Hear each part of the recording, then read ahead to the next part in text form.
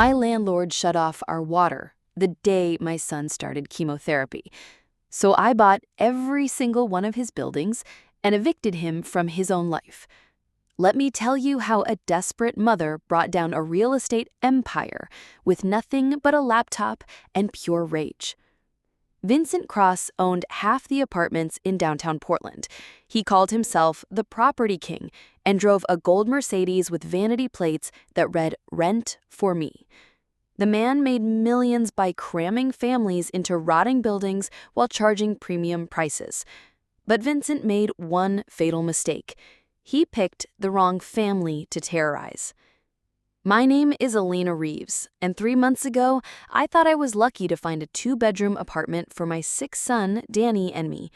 The listing promised modern amenities and family-friendly environment. What we got was a nightmare wrapped in fresh paint. The walls were thin as paper, the heat barely worked, and mysterious stains appeared on our ceiling every time it rained. But Danny was fighting leukemia, and I needed to stay close to the children's hospital. So I paid the deposit, signed the lease, and tried to make it work. Vincent Cross seemed nice enough during the showing. Charming smile, firm handshake, promises to fix any problems immediately. The first red flag came when our kitchen faucet started spraying black water. I called Vincent's office 12 times before his secretary finally put me through. "It's just old pipes," he said, laughing. "Give it a few days to clear up." The black water turned brown, then yellow, then stopped flowing entirely. Danny needed clean water for his medications, but Vincent had already moved on to his next victim. I knocked on neighbors' doors and discovered the truth. Vincent owned 47 buildings across the city, each one falling apart while he collected rent like clockwork. Families lived with broken heating, leaking roofs, and infestations because Vincent made it nearly impossible to reach him. He'd created a perfect system of exploitation. Everything changed on a Tuesday morning in February. Danny had been throwing up all night from his chemo treatment, and I desperately needed to clean him up. I turned on the bathroom faucet, and nothing came out.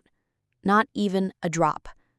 I called Vincent's emergency line and got a recording. "If this is about rent, press 1. For all other calls, leave a message." I left 17 messages that day. Vincent never called back. Instead, his secretary sent a form letter explaining that water service was temporarily interrupted for maintenance. The maintenance never came. Danny's next treatment was in 2 days, and he needed to stay hydrated and clean. That's when I realized Vincent Cross wasn't just a bad landlord, he was a predator. I spent that night in my car, charging my phone and researching everything I could find about Vincent Cross. What I discovered made my blood boil. This wasn't negligence, it was a calculated strategy. Vincent deliberately let his buildings decay because desperate families would pay anything for a roof over their heads. He targeted single mothers, elderly tenants, and immigrants who couldn't fight back. But Vincent had never dealt with someone like me. Before Danny got sick, I was a forensic accountant. I'd spent 15 years hunting down financial fraud for corporate clients. I knew how to follow money trails, uncover hidden assets, and expose the tricks wealthy people use to avoid consequences. Vincent Cross was about to learn what happens when you threaten a mother's child. The next morning, I took Danny to stay with my sister across town. Then I came back to that broken apartment and got to work. I wasn't just going to complain about Vincent Cross. I was going to destroy him. I set up a war room in my living room, 3 laptops, a printer, and a corkboard covered in photos and documents. Vincent thought he was untouchable. But every criminal makes mistakes. I started with public records. Vincent's properties were registered under 6 different shell companies, each with different addresses and phone numbers. But shell companies leave paper trails, and I was very good at following paper trails. Within hours, I'd mapped out Vincent's entire empire and identified his most vulnerable points. Vincent's first mistake was using his real name on tax documents. His second mistake was lying about his income. I downloaded 5 years of property records and cross-referenced them with his tax filings. The numbers didn't add up. Vincent was claiming massive losses on paper while depositing millions in cash. He was committing tax fraud on an industrial scale. But tax evasion was just the beginning. I discovered Vincent had been accepting federal housing assistance money for low-income tenants while charging them additional fees under the table. He was double-dipping from the government and the people he was supposed to help. Every document I found made me angrier and more determined to take him down. I needed proof of Vincent's systematic negligence, so I created fake identities and started touring his buildings. I posed as a college student, a young professional, a single mother looking for affordable housing. Each building was worse than the last. Broken windows patched with cardboard, electrical outlets that sparked when you touched them, bathrooms with black mold covering entire walls. But Vincent's sales pitch never changed. He'd smile and promise that minor issues would be fixed immediately. He'd wave away obvious safety hazards and pressure people to sign leases on the spot. I recorded every conversation, photographed every violation, and documented every lie. Vincent was building my case for me. The breakthrough came when I met Mrs. Chen, an elderly woman who'd been living in one of Vincent's buildings for 8 years. She paid $1,500 a month for a studio apartment with no working heat and rats in the walls. When I asked her why she didn't move, she started crying. "He says he'll give me a bad reference," she whispered. "No one else will rent to me." That's when I realized Vincent's true genius. He wasn't just a slumlord, he was running a protection racket. He kept tenants trapped by threatening to destroy their rental history if they complained. Families stayed in horrible conditions because Vincent convinced them they had no other choice.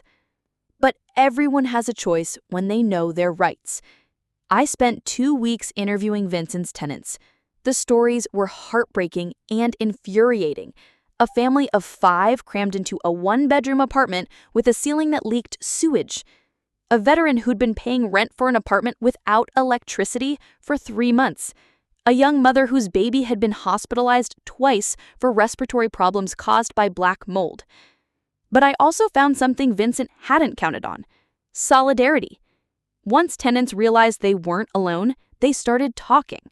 They shared photos, compared stories, and began documenting their own evidence. Vincent had created a network of angry, motivated victims who were ready to fight back. All they needed was someone to show them how. My plan had 3 phases: expose, prosecute, and destroy. Phase 1 was already underway. I'd gathered enough evidence to put Vincent in prison for decades, but I wasn't interested in just sending him to jail. I wanted to dismantle his entire operation and make sure he could never hurt another family. Vincent Cross was about to learn what happens when you threaten a mother's child. I started by filing complaints with every relevant government agency: housing authority, fire department, health department, building inspectors, tax authorities, and federal housing programs.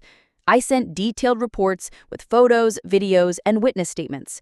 Each complaint triggered an investigation, and each investigation would cost Vincent thousands in legal fees and potential fines. Vincent's lawyers started calling me within a week. They offered to fix my apartment and reduce my rent if I'd withdraw my complaints. When I refused, they threatened to sue me for harassment. I laughed and sent them copies of my evidence. "See you in court," I told them. "I've got time and I've got proof. Do you really want to do this the hard way?" The lawyers went quiet after that. Vincent tried calling me directly, alternating between threats and bribes. He offered me money, a better apartment, even a job with his company. But he'd already shown me who he really was. Some lines can't be uncrossed, and Vincent had crossed every single one. Phase 2 began when the first inspection reports came back. Vincent's buildings violated dozens of safety codes, and the fines were adding up fast. But fines weren't enough. I needed criminal charges. That's when I reached out to investigative journalists at 3 different newspapers.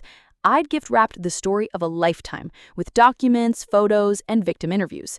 The first article ran on a Sunday morning: Property King's Empire of Exploitation. The story went viral within hours. Vincent's photo was on the front page, standing next to a building where a family was living without heat in the middle of winter. The article included my tax fraud evidence and interviews with a dozen tenants. Vincent's reputation was destroyed before he even got out of bed. The media attention triggered a cascade of consequences. The city launched a formal investigation into Vincent's entire property portfolio. Federal authorities opened a tax evasion case. The state attorney general announced a criminal probe into housing fraud. Vincent tried to hire a crisis management firm, but the story was too big and too well documented to spin. Meanwhile, I was organizing Vincent's tenants into a class action lawsuit. We sued for damages, rent overcharges, and systematic harassment. The case was rock solid. We had evidence of Vincent's crimes dating back 7 years. But the lawsuit was just the beginning. I had one final surprise that would finish Vincent Cross for good. During my investigation, I